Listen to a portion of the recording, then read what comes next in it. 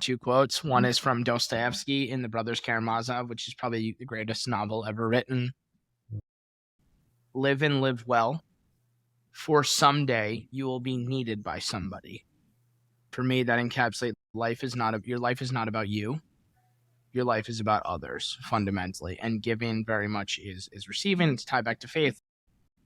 Whoever lays down his life or gives it for a friend is the greatest gift you can do.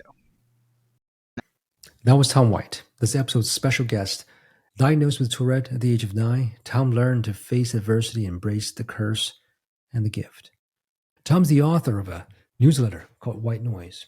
He runs a writing consultancy, and it's also an angel investor. Tom's a deep thinker and a man of many quotes. From C.S. Lewis to Jim Carrey, E.L. Doctorow, J.R. Tolkien, Mark Twain, Richard Feynman, and many more. We talked about why life is more like golf than tennis, the good heart's law. If a metric becomes the measure, it ceases to be good measure. How incentives run the world. How growth and comfort cannot coexist. How happiness is a byproduct, not something you aim for. I'll leave you with a quote from Tom's grandfather. Run hard and shoot from the top. Enjoy the episode. Tom, welcome to the Work in Progress podcast. Thank you, Peter. It's a pleasure to be here. I love and admire how much diligence you put into the process. It shows as I've been preparing for this episode and also just given the shows that are out in the interwebs, so to speak. Thank you. Appreciate that. Every person brings something different. You have a very complex history in a good way. Yeah. I don't mean that just from a professional point of view, complex health point of view, like growing up Tourette. You have very deep look across topics, and you write a lot to express and work through those ideas. The first thing I'll start with is, who is Tom White? I think about this sometimes. I would say the three labels that I would apply to myself, first and foremost, Catholic.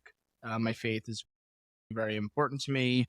Born and raised in an Irish Catholic family, and it's sustained me through good, bad, and ugly. Secondly, I'd say Stoic. A lot of things happen outside of your control, but your perception of those things actually enables you the freedom to dictate not only your response, but also your attitude and resolve with regards to life, work, people, etc. The third, I'd say American. I won the genetic lottery by being born in this country. We have our problems, we have our divisions, but fundamentally, you don't know what you got until it's gone. And traveling abroad to places far and wide, developing economies, frontier economies, even first world economies, the U.S. is truly something special.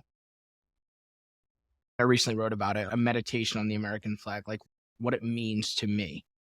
Life, liberty, the pursuit of happiness. That's a preposterous proposition for the vast majority of history, but not in this experiment we call America, democracy, birthed with the Greeks, and then hopefully, knock on wood, on the right track with us and the Western world, so to speak. Three kind of labels that come to mind. I love that. And what's interesting, you mentioned like it's an experiment that we're in. Yes. America is everything is. Right. One of my favorite quotes, and forgive me because I'm a quote guy, is this author, E.L. Doctorow, he said it about writing, but I think it also applies to life. Life is a lot like driving at night in the fog. You can only see as far as your headlights, but you can make the whole journey that way. Everyone is making it up as they go along. I firmly believe there are no adults or experts in the room. Elon Musk gets stuck in traffic, right? Jeff Bezos spills his coffee. Everyone is fallible. The only certainty is the immediate moment. Everything that lies in the future is shrouded in secrecy, mist, whatever you want to call it. I think there's great promise in that.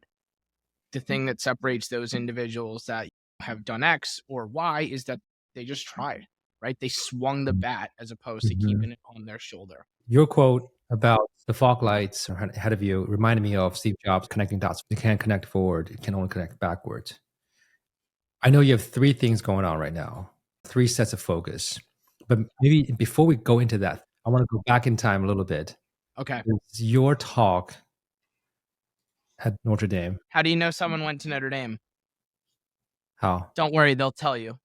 Oh, unexpected. See, this is how this episode's going to go. There's one quote, I think was at the end of your talk. That was about 10 years ago? 10? Gosh, 9, 10, about 9 years ago. which is wild to say out loud. And well, you were a student still then, right? I was a senior, yes. So that was the beginning of the spring semester of my senior year. Yeah. January, February of 2014. Wow. Okay. So almost 10 years ago, you said, embrace the life that you lead. Let your talk be heard. And remember that each word is a celebration and has hope. Yep. I felt that it's almost like a common thread in the way you look at life. You're just talking about your Catholic, right, belief and how optimism is important. How has Tourette and OCD shaped you that period of time? It's a blessing and a curse, like most things. Stephen Colbert is a great quote when he's discussing the suffering and the difficulty in his life. His story is wild. The fact that someone so joyful, optimistic, faithful can recover from just abject tragedy. His father and a number of his siblings died in a plane crash the same day, I think when he was like 9, 10, 11 years old. And it left he and his mom just a spiral. I can't even imagine. I shudder to think about that with like my own family and what have you. But he has this phenomenal quote. It's like, you have to learn to love the bomb. You have to love to learn that thing which you wish never happened.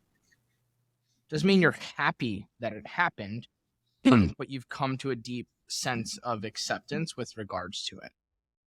And I think that encapsulates Tourette for me. I hate it. It is a cruel, vicious, difficult, heavy burden that I bear on a second by second, minute by minute, hour by hour basis. I'm fighting my tics right now. Every morning from when I get out of bed to when I go to bed and finally fall asleep, it's a battle. It's a fight. It's neurological warfare. But by waging that war, since I was first diagnosed with that at the age of 9, I've come to embrace it because I know that psychologically, neurologically, mentally, I've been through a hell of a ringer, and all the other stuff that comes is table stakes. Like, I've tried to conquer the war or tried to battle or tread water in the war that is myself. And having done that, anything that comes in my way will not be as bad as that which is going on between my 2 ears. And simultaneously, it's a blessing. I think and make connections, and I'm able to associate things much more quickly than other individuals because the neurons and the electricity that's coursing through my head at a much more rapid pace than like the vast majority of individuals. Overthinking. It's a hyperactive drive that is a font of ideas and creativity and different business motions and research motions and all of this stuff. My blessing is very much my curse. And another quote that Colbert says in this article, it's a GQ article. It's from J.R.R. Tolkien, who wrote Lord of the Rings, another large Christian thinker, who said, "What punishments of God are not gifts?" And I'm not saying that it's a punishment, but everything, if existence is a gift, fundamentally, us being here, breathing, which mathematically, probabilistically should never happen, the odds are infinitesimal that we're having this conversation, let alone that you or I were born, or anyone was, or humanity evolved in the way that it did, right? The odds are tremendously stacked against us. If you are grateful for that, by definition, anything that happens has to be treated with gratitude. And if you have a grateful heart, if you have a grateful demeanor, another quote, a grateful heart hath a continual feast. And I truly believe that. gratitude is the only way to treat the wonder and the joy that we all take for granted on a daily basis. I think just as we become numb to tragedy, numb to news about the war in Ukraine or gun violence or anything, we become numb to those things that we take for granted, like hot water in the morning or sleeping on a nice bed or air conditioning, let alone the simple acts of kindness, like people holding a door or strangers helping a mother carry her stroller down the stairs of the subway. There's wonderful things that are always happening, but because and evolutionarily we are alert to danger as a survival mechanism, we home in on the bad and block out the good, which is useful when you have saber-toothed tigers and woolly mammoths running around wreaking havoc, but not as much when you live in a society that, I don't know, where the Library of Alexandria is in your pocket. Anything you want, you walk down the store, you can get at the grocery store. It's unfathomable, a lot of these things. Yeah, I think it's made me. It's a challenge. I mean, it's really, really a challenge with regards to Tourette, but like the only way I know forward is one of gratitude, one of like love, and one of faith. Because the kindness and the actions of the vast majority of individuals that I have in my life, family, friends, etc., those are my three things: family, friends, faith. That's everything to me. It's staggering.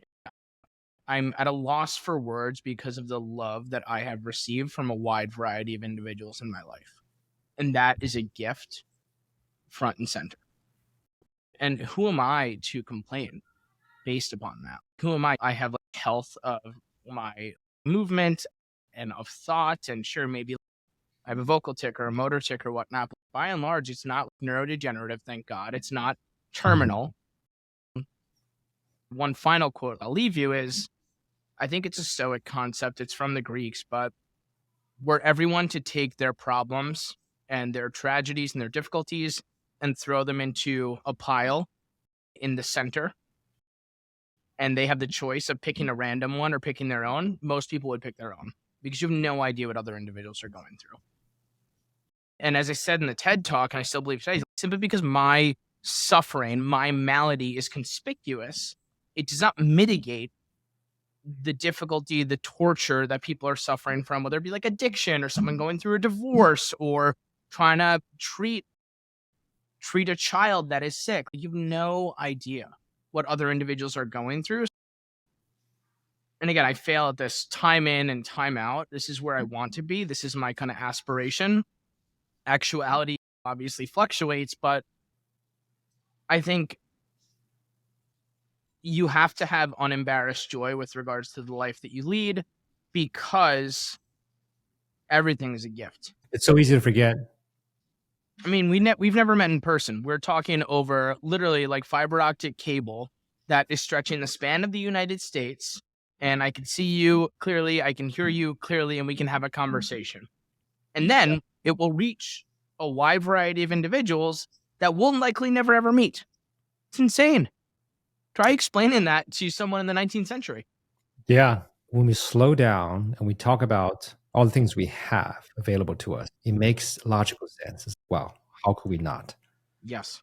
But it's the immediate surrounding today, next minute, that has such a governing effect on how we feel. We forget about that all this existed, but the moment someone said something, a word that could trigger us, we forget everything else. That becomes a focus. And it takes minutes or hours to get over it. But why is that? I think it's why there's this pining for spirituality or for meaning. Jim Carrey's a great quote. I wish everyone would get rich and famous. They'd realize it's not the answer.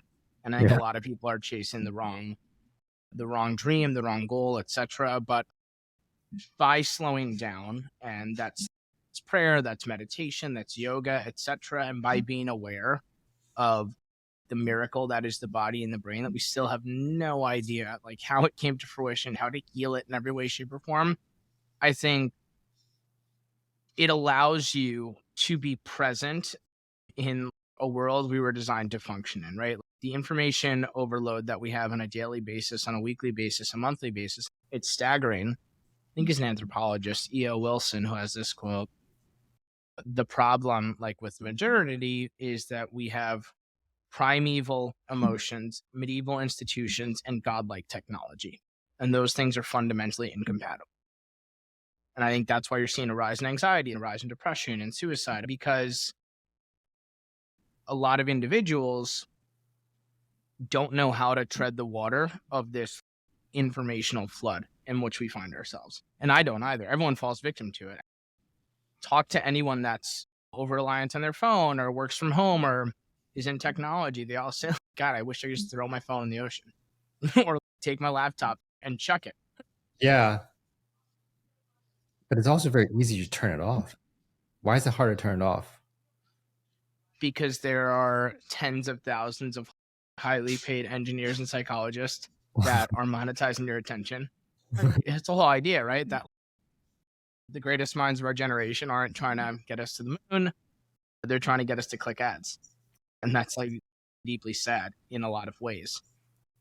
It's because the hardwiring that is inherent to each and every one of us because of evolution, because of psychology, neurology, is being exploited on an instantaneous basis. Something as subtle as TikTok, right? Like changing from the need to follow accounts on an Instagram or a Twitter to passive consumption. It primes us for, or it exploits our need evolutionarily to conserve energy and not to always be seeking out, because we didn't know what our next meal was going to be as cavemen and cavewomen. It's easy to turn off, literally, but figuratively, when you know there's a whole world that you're potentially missing. It's all FOMO and behavioral contagion. Everyone else around you has their phone, is on the phone, is engaged with the phone. Then it becomes near impossible because we're social creatures.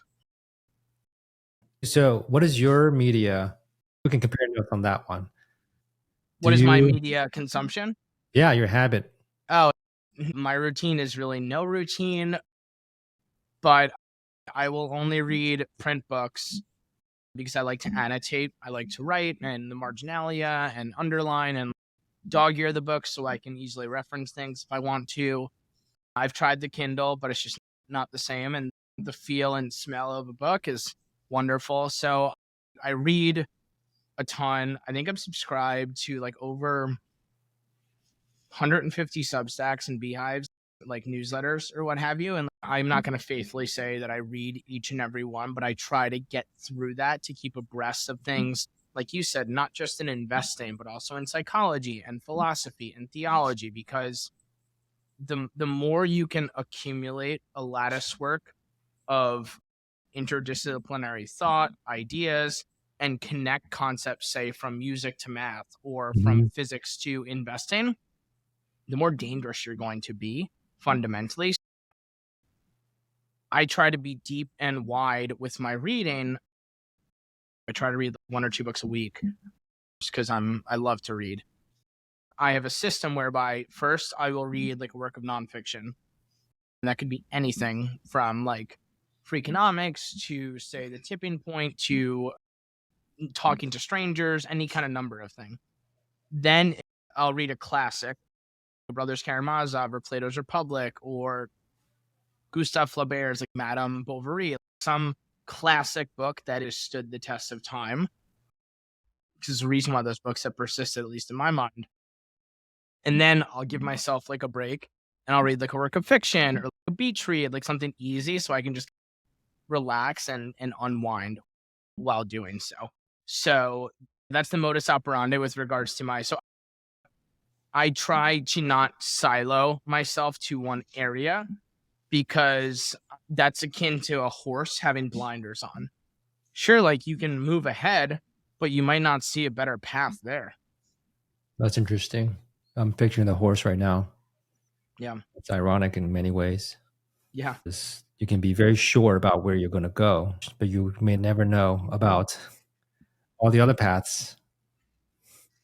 You just see the one in front of you, and then you keep going. And also, if you think about it, if you're running the wrong race and you're going in the wrong direction, the best thing to do is stop and turn around. as opposed to keep running. That is Not progress. turn around. Ironically, that's progress, right? If you're hurtling down the wrong path, and this is a concept stolen from C.S. Lewis, but the man of progress is not one that keeps going down the path, but one, if you realize he's on the wrong path, stops and immediately turns around. That's more progress than running a race that is wrong or wrong for you or not optimized or interesting or what you're meant to do. That takes a lot of awareness. Oh, yeah. It's so difficult because behavioral contagion, FOMO, show me the few individuals you spend the greatest amount of time with. I'll show you who you are. Or the influencers that you spend most time with on your phone, that's who you are. That's in today's world. Equally terrifying and sad, I would argue, in a lot of ways. It reminded me of a book. You were talking about the books you were... This one I'll show you. It's called... Have you seen this one yet? Okay. No, I haven't. Is that new? I'm not sure it's new. It's 2020 or 20... Within the last 5 years, for sure. I'm still at the beginning of it. Let's see if I can do its justice. Its primary thesis is that the conventional argument of social media creates an echo chamber. It's a flawed thesis. The social media itself, the nature of it, promotes extremism on both ends of the spectrum. And that is something that we have to recognize versus saying that it's just an echo chamber. And that, therefore, the silent majority that is moderate is often silenced. And actually, those people are actually less active on social, on the internet, but they're more active in person. Yeah. They hold society together when everyone's screaming on social media and proselytizing and virtue signaling. Individuals that are just trying to keep a roof over their head and feed their families are what hold everything together. Yeah. And now everyone has a microphone and some people are screaming into it. But I would say that's a loud minority of individuals as opposed to, as you said, the silent majority, which is the vast number of people that are not in the hellscape that is Twitter or doom scrolling on TikTok or Instagram, but rather they're stopping and smelling the roses and they're spending time with their families and they're trying to lead a good life and make ends meet. I think content consumption is a cancer. And I would love to see, I don't know how you would even do this, like what the impact that has been on productivity.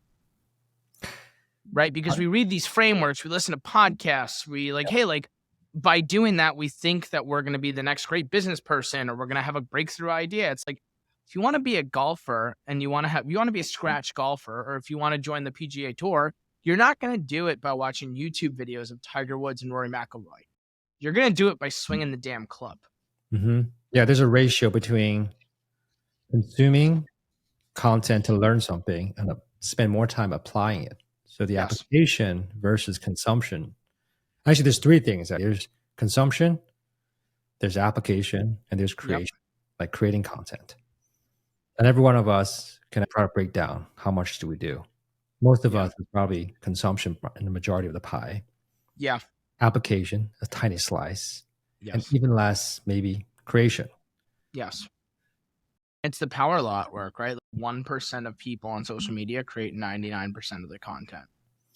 And that's interesting, right? We're both quote unquote creators. Yes.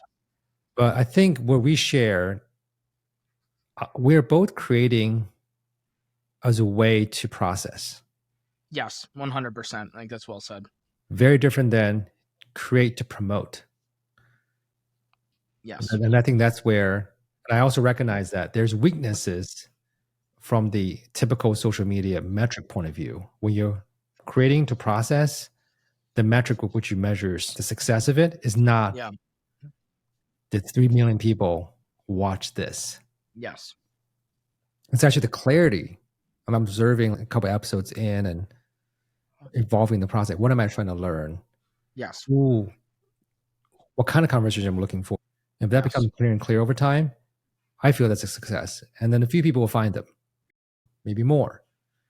I'm 100% with you, Peter. For me, I started writing online and publishing.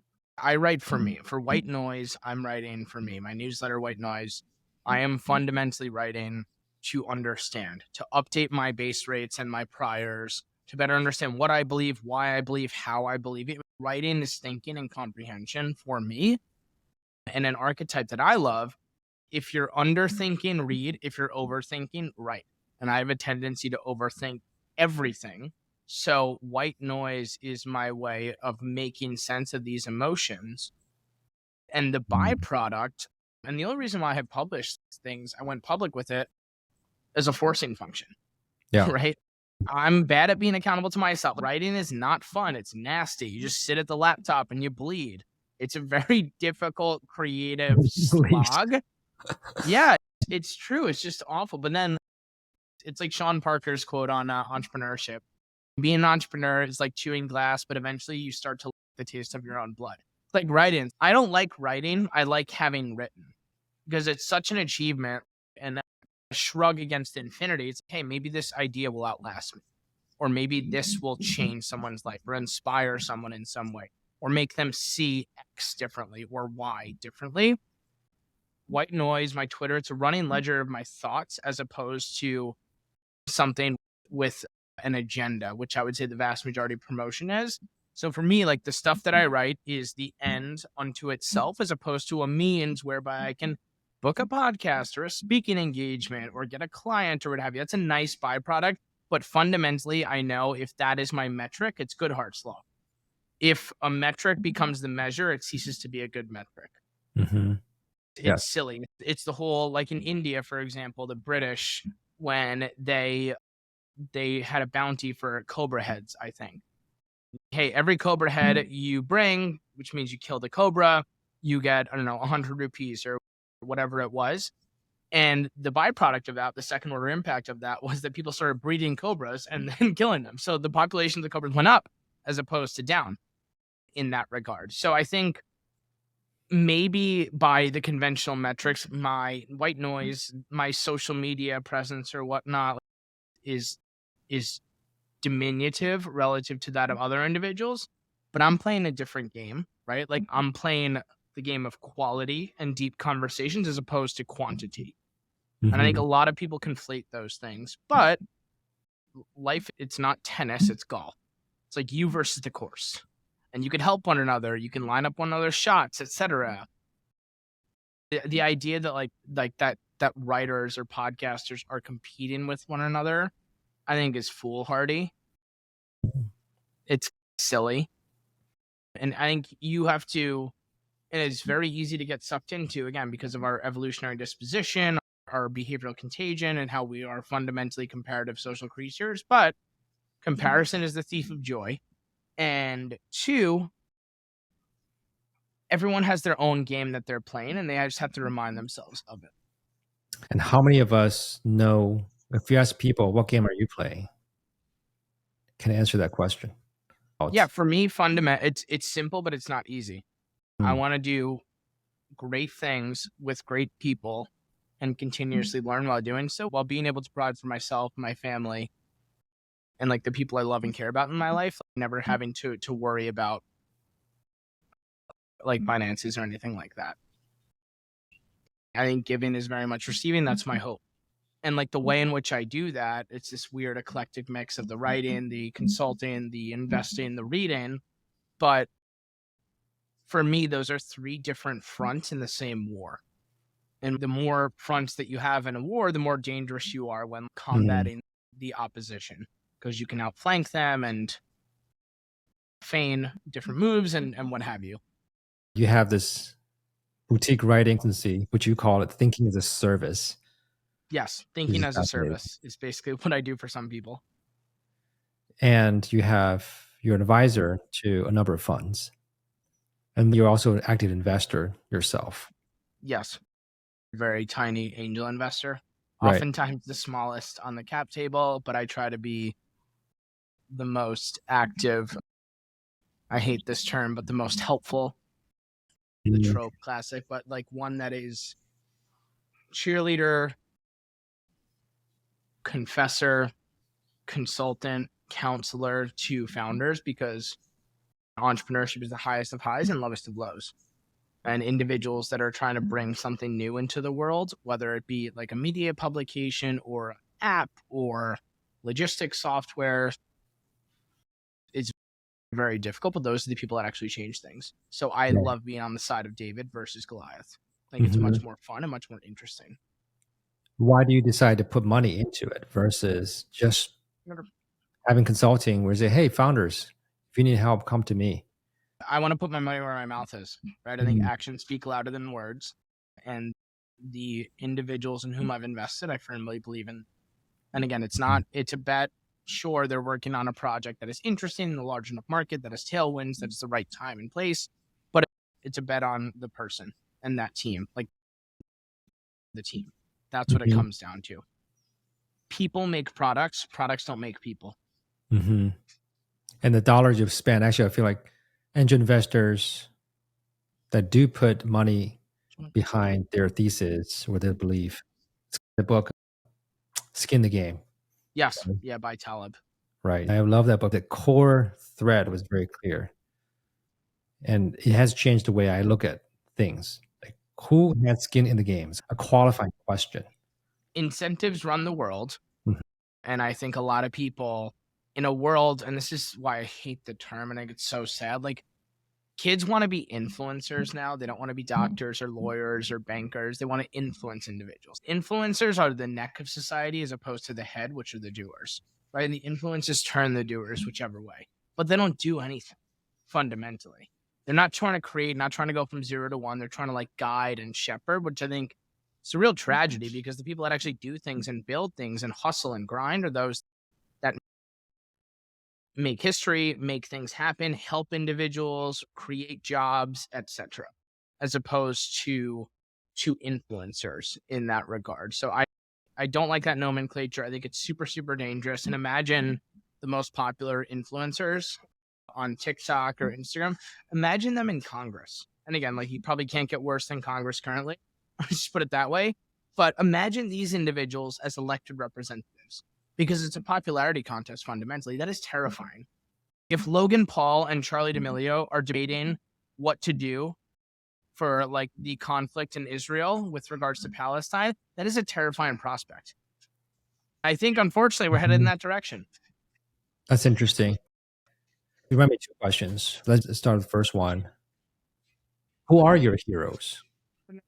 I would say number one is my grandfather, same as John Landers. I actually gave the eulogy in 2012. Remember when he died? I wrote it and delivered it at his funeral.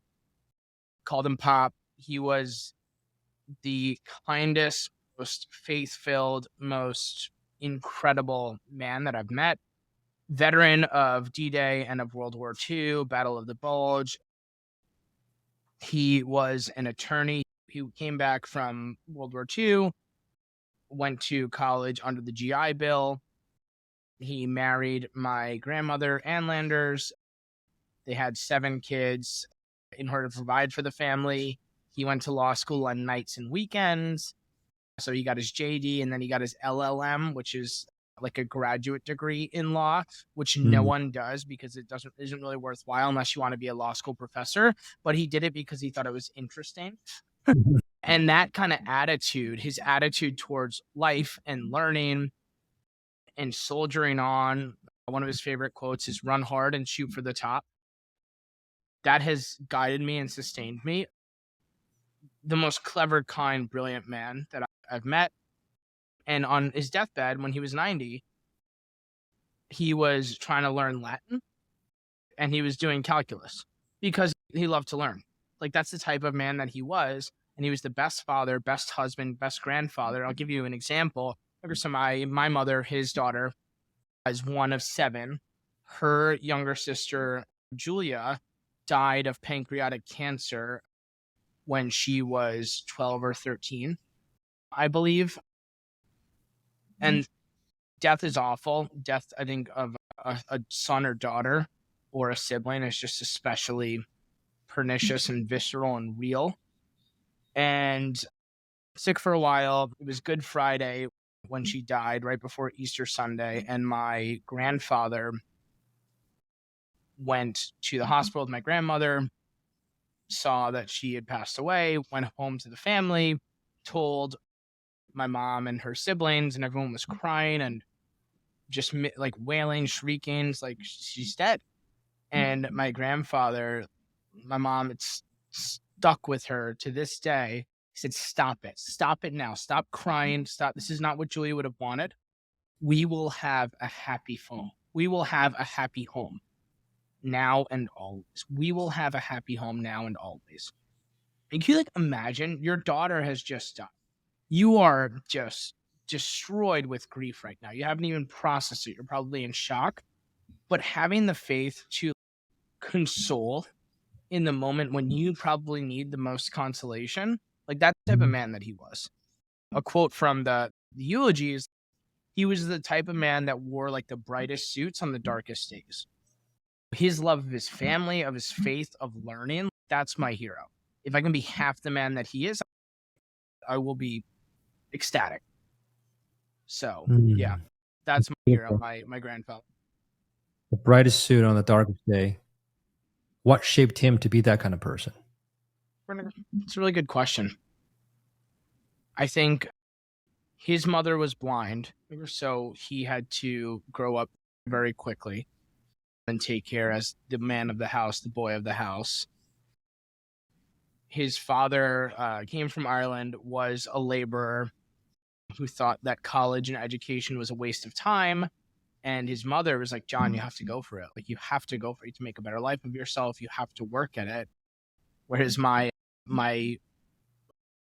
maternal great-grandfather wanted him to drop out of high school and join the painting business to get some money in your pocket.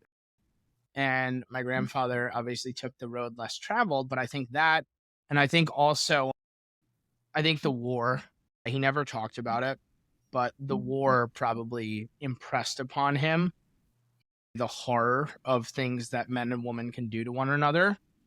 Seeing that really formative, because it's, hey, I see the terrible destruction, the impact that men, women, and children can have on one another.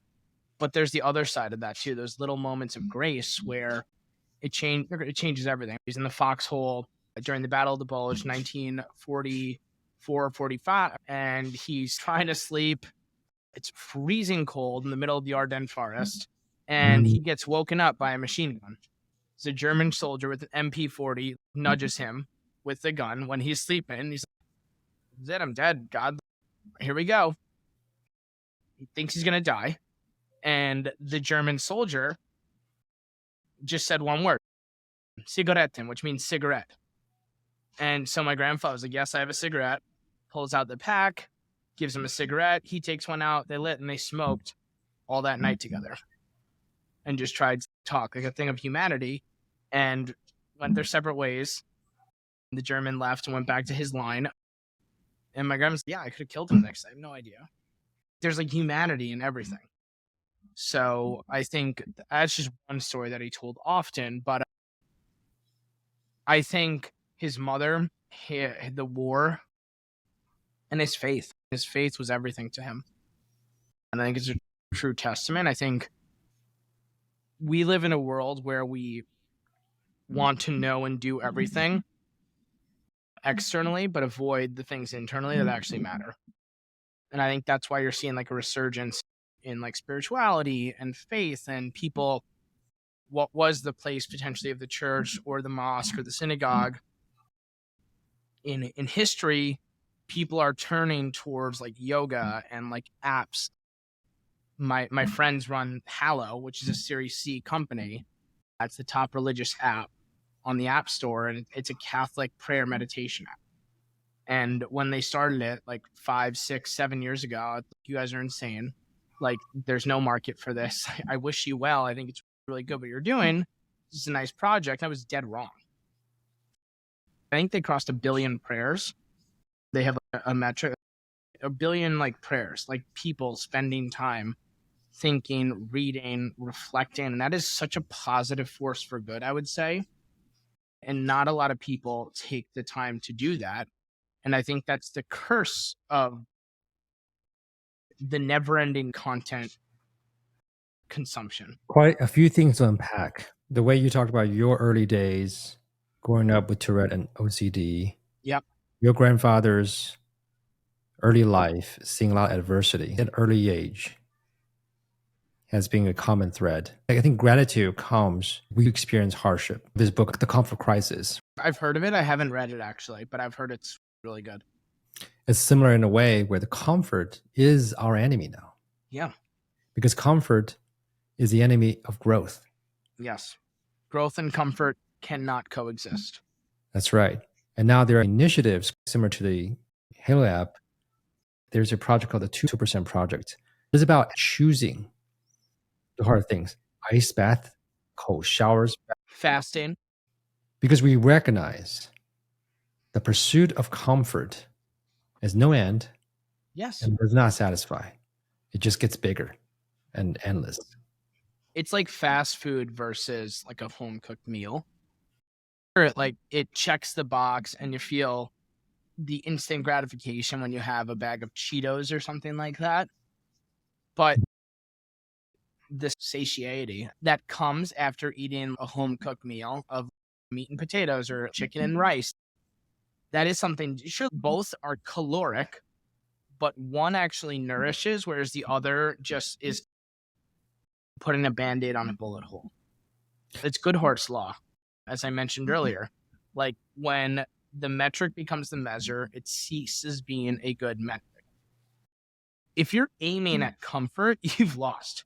It's just like happiness. Like happiness cannot be an end, it's a byproduct. If you aim at happiness, you're not going to hit it. I want to be happy. So you're happy by volunteering, by being present with family and friends, by traveling, by reading, by doing these things.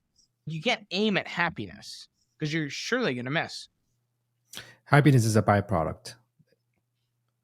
Actually, reminded me of the book called How Will You Measure Your Life by Clayton Christensen. Yeah. Yeah. That's a classic. Yeah, he was exceptional. Well, I don't have the quotes like you do, but that book influential to me. If you were to ask, what is the metric that you measure, that you use? For me, it's probably the sense of peace. Do I feel peaceful, at peace? Happiness is, I think, more emotional. Yeah. Fleeting. Do I feel happy? Yeah. Peace is a state of mind, regardless of what's happening. And I feel like I'm starting to pursue, maybe a strong word, but I am seeking, like I'm looking forward to feeling peaceful. And I know when I'm not peaceful. Yes. I think it's a good reflection for individuals, myself included. What is that metric, if you will, that around? And I would say for me, it's joy, I would say. Happiness, I feel like, is superficial. Joy is like visceral, deep. It's those moments of joy. And that could be something as simple as making a cousin of mine laugh, or the pride that you have when you see a family member graduate from high school or college. Just joy. It could be something as simple as hanging out at a beach with your family and just, okay, this is truly wonderful. The reason why maybe there's a real bereft nature of joy, I think, is because we're not attuned to the present moment, because we're always looking on Twitter and Instagram and our phones, and they're binging and they're buzzing and whatnot. So you can't be in tune with that which is around. And I fall victim to it every hour, every day, right? Because there's always dopamine waiting for you. But I think, and outside of that, the impact I want to have is kindness. I just want to be kind. Above all, it's a simple thing, but it's not easy. We tend to overcomplicate it. Like, just be kind, right? It's just like, another example is losing weight. You want to lose, I want to lose weight right now. It's simple. Move more, eat less. That's it. It's math, but it's not easy because we self-sabotage in every way, and we want a bacon cheeseburger as opposed to a salad for lunch or whatnot. So that, yeah, I would say joy and kindness are my kind of loci. Kindness also starts with yourself. Yes, totally. I notice when I am judging myself, I project it on others around me, and my family. And this is where maybe the peace comes in for me. Is if I don't feel peaceful, part of the why is I'm judging what's going on, and I feel stressed about it. Yeah. One thing I want to go back to some of your writing. Sure. How do you pick your topics? So if I'm working for clients, oftentimes they have an idea and I help them take the idea. So they have a seed of an idea, and through conversation and collaboration, we enable it to grow into the flower. For me, I write about what I feel like and what I'm thinking. As you said, I think it's a means by which to process the world. I always have a number of drafts going. Most of my writing happens away from the keyboard, which is to say, I have ideas all the time. Everyone has ideas all the time. We don't, as humans, have an idea generation problem. We have an idea capture problem. And I've just become better at capturing them in like almost a compulsive manner. So I have email threads to myself, and one is, hey, the subject of the piece, the working title, and then it's just messages of stuff that I've read or something I'm thinking about, or like a passage that comes to you, right? Like it's a curse, but it's simultaneously wonderful. You get up in the middle of the night and write. And a lot of that happens. You're in bed, you don't have any screens, you're like totally serene. It's like, oh, like that's a brilliant idea. For me, for my writing, I write quite simply about what I feel like for white noise, what I'm in the mood for. I let the quote unquote muse just kind of guide me. I'm an instinctual writer, so I just pour it all out and then separate the wheat from the chaff. In that way, I'm toying with this concept right now, and I might write about it TBD. The 3-2-1 rule for writing. For every hour of writing, you should do 2 hours of editing and 3 hours of thinking. Because I think most books should be articles, most articles should be emails, most emails should be tweets, and most tweets should be silence. We just like to hear ourselves talk, as we talk to sound smart, not to communicate. And I'm guilty of it as the next guy. But I think there's a reason why you have 2 ears and 1 mouth. And I have to remind myself of that a lot. Because you should listen as much as you speak, because you might learn something. You're not going to learn when you're talking. That's fascinating. I like that. Is that going to be an article or a tweet? I'm kidding. Or silence. Words better, or just a snippet on a podcast as opposed to an article. I think this is coming full circle a bit. We talked Yeah. about the overflowing of information because people want Yes. to talk to sound smart. Yes. Okay. But a lot of what's out there isn't necessarily smart or wise. That's garbage. The vast majority of Yeah, it. it's It's the garbage. Pareto principle, right? Like the power law. Like 10% of things that you read will influence 90% of your thoughts, your actions, etc. I restarted buying physical books this year for a few different reasons. Actually, I'm a big Kindle person. I have thousands of books on there. I like highlight in there, and I use the type up. Type is a way for me to, and I would just go back to my typed up highlights. That's the one tragedy I would say about reading paper books is I can't search them. I can't like import the notes because it's all analog and it's not digital. But it's intentional in that sense because I'm away from a screen. I'm away from a computer. Like I'm with the book. I'm present. You have good memory. I have terrible memory. I don't have really good memory. Things just stick with me. And I think I probably repeat myself time in and time out, but at least I'm consistent with regards to the things that I express and truly believe. Again, a quote. Mark Twain, if you tell the truth, you never have to remember anything. And that's my MO. I just try to be honest and truthful. If you tell the truth, yeah. Your energy is a function of your attention.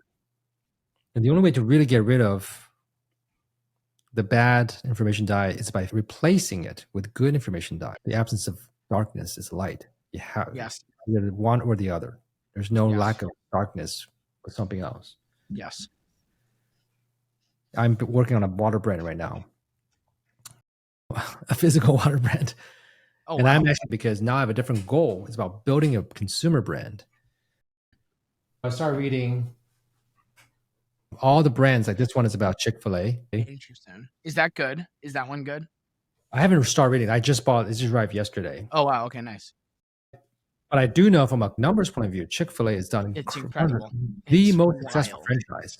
Yes. Very quiet about it too. The actions speak louder than words, right? And I think this is the curse of influencers, right? Like everyone is trying to sell a course or, hey, I'm the value guy, or I'm the real estate guy, or I'm the build in public. Sure, just do it. You don't have to talk about it. Don't talk about it, be about it.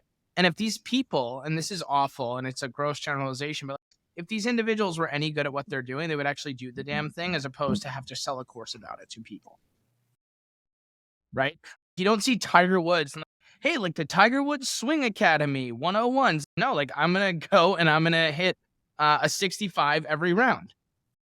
Right. Just do. Yeah, just do it. Nike. Actually, I watched the Air Jordan. That was a good movie. That's pretty moving. It was more about the era of Nike lagging, not having a basketball business. Mhm. And the brink of, are we going to have a basketball business at all? In the face of Puma, it's funny, right? The Converse of the world and Yeah. the Adidas of the world, and how much life has changed. What's interesting is it's coming back. What is the number one brand now? It's not Nike. It's Adidas. It's not Adidas. It's such an N. Oh, New Balance. New Balance. Is that number one? Because I love New Balance. Nothing is new under the sun, right? What's old is new again, and what's new becomes old. New Balance did have rebranding, new collaborations, new designs to refresh New Balance. And New Balance, that used to be like the old the dad shoe, right? That right, not cool.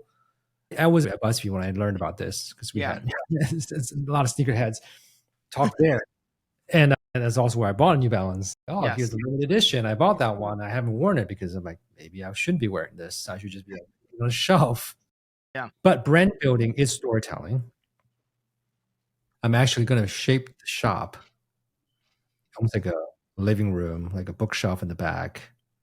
Because the whole point of it is like making good decisions about what you put in your body, like making wise decisions. I'll have these books on the shelf.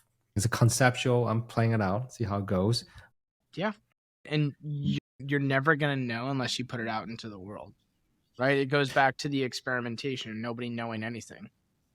The difference between those people that have an impact, are remembered, change things, is they did it. They took the step. They asked the question. They built the product. They poured blood, sweat, and tears into whatever. Ideas are cheap and execution is very expensive. That's what it comes down to. And to your point, I talk with my clients about this all the time. Business is simple, but it's not easy. It's spreadsheets and storytelling. A lot of people obsess and think very deeply about the spreadsheets, but they ignore the story. Mm-hmm. And the more clear, concise, and comprehensible a story that you have, that's directly correlated with the potential for your idea to go viral, for people being able to communicate via word of mouth. And the best channel, I would argue, with regards to sales, what it is you do, why it matters, and how it benefits them in some way, shape, or form. We are social creatures. We love to tell stories, from Homer's Odyssey all the way to Oppenheimer, which is coming out, I think, this weekend. We love stories. We love the hero's journey. There's a reason why there's a whole mythos around founders, because of the founding story for any of these companies, right? Yeah. It's good marketing, branding. Maybe it's not all truthful, but it's good marketing, branding to say, hey, Jeff Bezos leaving D.E. Shaw to hole up in an office and sell books online. Larry Page and Sergey Brin to meet at Stanford, drop out, and set up shop in Susan Wozniacki's garage to build Google, right? Probably the most successful piece of content marketing in the modern era, if not of all time, is Drive to Survive Formula One. That was an exercise in marketing and branding, and now F1 is the cat's pajamas. Everyone loves it, and we have a race in Las Vegas coming up on the Strip. Right? It's wild. This is from a Netflix series. And now every sport is doing it. There's quarterbacks, which is about the NFL. There's breakpoint, which is about tennis. There's full swing, which is about golf. Because it's so damn successful. It's all about the stories and the humanity and the people that are behind the masks or holding the racket or holding the steering wheel or the golf club. It's a story. Stories about the people. How did these people got to where they are, and not just about the numbers? And to that point, Jeff Kahn, right? First time founders focus on the product. Second time founders focus on distribution. How do you distribute something? By articulating it clearly so that people can understand, grok it, and then tell the next person. I have frameworks that I can send you that I work with individuals on with regards to branding, storytelling. Two things that I always say to clients: don't overthink it and go with your gut. Yeah. That's what it comes down to. If you overthink it and you try to optimize it for the sake of optimizing, that's not a good measure. Do something that is real, that is authentic, that resonates with individuals, and actually captures what you're doing and why you're doing it. Because then you can be excited about it, and then you can talk about it, and your enthusiasm and authenticity will show through. And people want that more than the BS that a lot of companies and people promote. Look at Starbucks. Starbucks, literally the name Starbucks is from Moby Dick, which is a whaling story written by Herman Melville. And what's his name? Howard Schultz liked it. And he's like, hey, I'm going to make a coffee shop called Starbucks. That's weird. That doesn't make sense, but it works. One concept I really loved what you wrote was about the concept of kintsugi, the Japanese art repairing broken pottery and mending it together. And I feel like your life represented that. Actually, all of us are like that, except we don't see it, right? And you can leave those pieces shattered. You could glue them back together, or you can accentuate those things because those things have made you fundamentally, right? That suffering has been made worthwhile. Like the marathon is worth running because it's hard. It's JFK. We go to the moon not because it's easy, because it's hard. That's why we do it. And that hardship leads to vulnerability, which leads to connection, which leads to conversation, which leads to camaraderie, which leads to dignity. That's my thought. It's all from that. And again, it goes back to Colbert, like loving the bomb. You don't know what bombs have gone off in other people's lives, but they're gifts. They have to be per existence. That's interesting. Would you then say, for people who are not, because I'm thinking about each of us want to be more intentional, more aware, or like where we want to go. Part of it is actually choosing something that's meaningful but hard to do. If we don't have that, that's why it's so easy to doom scroll. Yeah. Right. I've heard a lot of talk about vulnerability in today's modern world, but I feel like the word vulnerability sometimes is misused. It's like community. It's been bastardized and co-opted. It's a lot of posturing, not a lot of actual activity, I would argue. And it goes back to, hey, don't just talk about it, be about it. Yeah. How would you say what true vulnerability is?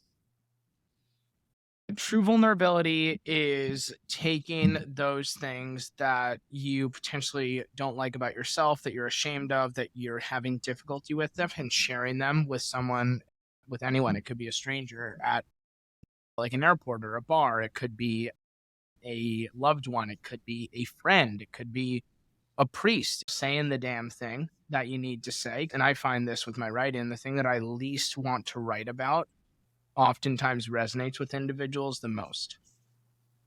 And there's a quote about this, C.S. Lewis, who writes, acquaintanceship becomes friendship at the point where one person says to another, oh, you too? I thought I was the only one. And at that point, they stand together in the immense solitude of existence. It's that vulnerability, breaking down the walls, inviting individuals into your head or your world or your suffering or your struggles. And upon doing that, taking the mask off that we oftentimes wear. I'm writing a post called It's Masks All the Way Down about how we wear different masks in different scenarios with different individuals. So what does that mean to be the true you? And I think social media and filters, literally and figuratively, amplify that in a lot of ways. So what role should social media play in our world? Both. I think that's above my budget, candidly. I think people conflate connection with depth, and they conflate quantity with quality. The best social networks that I'm a part of are those group text messages that I'm a part of with friends from high school, from college, from personal life, professional life. They're social networks, but it's of a group of individuals that really deeply love and care for one another, as opposed to the riffraff or the screaming or silent masses that populate social media, because it's so easy to be vicious, to be mean, to be disgusting, candidly, like behind a keyboard. It's hard to do that like in person. I think it's the whole like Mike Tyson bit, right? Like most people like should have been punched in the face like more than they have, because then they would learn their lesson, as opposed to being like keyboard warriors with nothing at stake. But I think the best social networks are those that are micro, they're small in their focus, and they're intimate because there's a deep respect, love, and kinship for one another, as opposed to something like a Twitter or whatnot. It's useful for bringing people into your fold, but you have to be very careful about doing that, because I don't know, not all that glitters is gold. And I think a lot of people that you think are X maybe aren't X. And when someone shows you who they are the first time, believe them. When someone shows you the first time who they are, believe them? Yeah. Let's talk about somebody else. Let's talk about faith. I want to talk about faith because faith is very much under attack, right? At least in America right now. You've said faith is such a central, of the three things, gratitude, love, and faith, the three things, right? Or family, friends, and faith. You said those two versions. Why is faith under attack? And why do you think it's so crucial? Because faith is representing the understanding in my mind that there is a God and you are not him. And I think we make ourselves gods in a lot of ways that are deeply problematic and unhelpful. I think it is under attack because it's the last kind of area that can be under an attack because of cancel culture or what have you. You can't attack X group or Y person or Z thing because you will get shut down, shot down, shouted down, and canceled for that. For some reason, faith is not part of that conversation or equation, which I think is deeply problematic. A quote comes to mind. It's like the greatest trick the devil ever played was convincing people that he didn't exist. Right. And I think, unfortunately, there's a lot of evil at work, both overtly and innately. People want what is true. They want what is good. They want what is beautiful. But there are more distractions now than ever. And I think the attack is not just one of repression of faith and closing churches and mitigating X, Y, and Z, but rather it's a more vicious passive one. Hey, instead of going to like mass or temple or the mosque, go to the movie. See the movie. You know what I mean? We're inundated with all this grotesque stuff, and it's the easy way out. And I think people are pining, like you said, for comfort.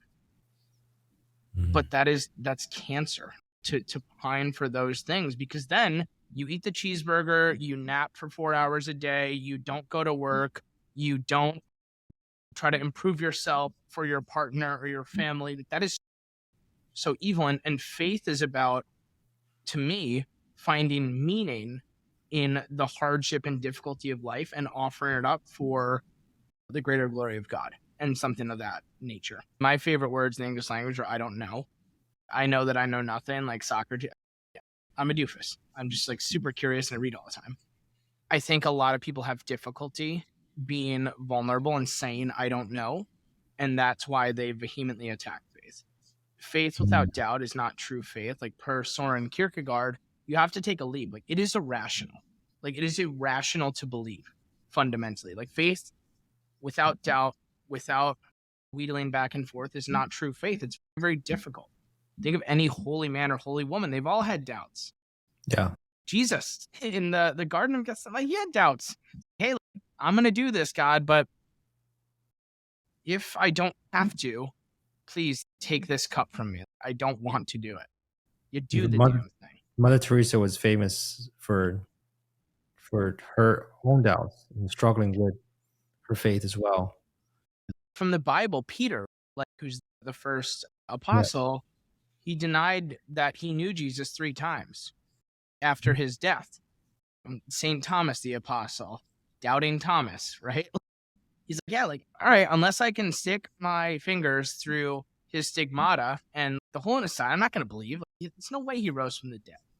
It's irrational, but that is absolutely part of it. And I think we're in this world where people are trying to optimize towards certainty. And they oftentimes ask, Jurassic Park, they think about whether they could, not whether they should. And I think they conflate with permissibility. Let's break that down a little bit more. So simply because society or people say that it's okay to do something like to steal or to hit someone or to lie or to cheat on your taxes or whatnot, doesn't mean it's permissible to do, doesn't mean it's the right, moral, just thing to do. I see. The could versus the should. Yeah. I mean, like natural law, which I would say is like morality versus like societal law. 2 different things. What is the rock you stand on, right? Societal laws. And if you don't stand for anything, you fall for everything. And that for you, faith has been necessary for you. Yes. To go through the hardships. Yeah. I would agree myself as well. The joy of gratitude. Hey, I have a wonderful family. I have tremendous friends. I have the ability to express myself online and have asynchronous conversation with thousands of people. That's a gift. Yeah. Like that is like really like a gift. So it's not just like making sense of the suffering. It's also realizing that, hey, I don't deserve any of this, but I'm very grateful to have it. That's the opposite of culture message. Yeah, 100%. More, consume more, eat more, do the work. You deserve it. You deserve it, is what the world is saying to us. And it's a lie. Luck and skill are so conflated. It's a good reminder. Let's go to the last section. What would you want to say to everyone out there who are trying to make good decisions in their lives, making progress in ways that they are proud of? Yeah, I would say true to form 2 quotes. One is from Dostoevsky in The Brothers Karamazov, which is probably the greatest novel ever written. Live and live well, for someday you will be needed by somebody. For me, that encapsulates your life is not about you. Your life is about others, fundamentally. And giving very much is receiving. It's tied back to faith. Whoever lays down his life or gives it for a friend, it's the greatest gift you can do. That's literal, metaphorical, figurative, etc. But to sacrifice for other individuals is true goodness and beauty. So that's 1. 2 is from Marcus Aurelius. Again, it's ironic. We've come full circle, right? Catholic, Stoic, Catholic, Stoic. I'm nothing if not consistent. Waste no more time arguing what a good man should be one. Again, a lot of people talk about it. Few people are about it. That was a poster in my office when I was. That's literally a poster on my wall as well. Yeah. Yeah. And I love it. It's such a good message. It's so simple. It's so direct. And it really cuts to your core. It reminds me of 1 Peter. Just like, he always speaks so plainly. Yes. Like, obviously. Yes, that's it. Because again, it's a really simple thing that what life is. Like all we need is like a roof over our head. We need our heart to keep beating. We need oxygen. We need calories and water. That's literally it. You didn't mention praises. I thought we need like praises and we need validation and likes and millions of followers and TikToks. I think we do a great deal, myself included. I'm caught up in the rat race like everyone else, but it's refreshing to sometimes work on the system as opposed to in the system. It's simple, but it's not easy, and we tend to do a lot of self-deception. Richard Feynman, right? The physicist. The key is to not fool yourself, and you are the easiest person to fool. After this recording, I'll probably go check my email. I'll probably go check my text messages, and I'll go text this, that, and the other thing, and I'll do superficial work before doing the deep, hard, dirty work that you need to do. Yeah, It's just that's easier. true. We default towards that. Yep. People can read you tomwhitenoise.com. That is your Yep. home right now.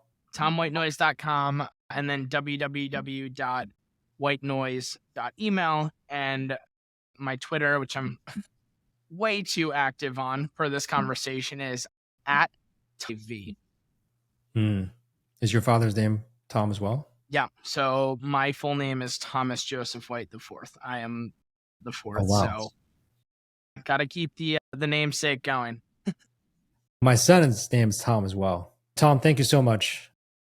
It's been a deep and wide conversation. I think I have a lot to reflect on myself. Same.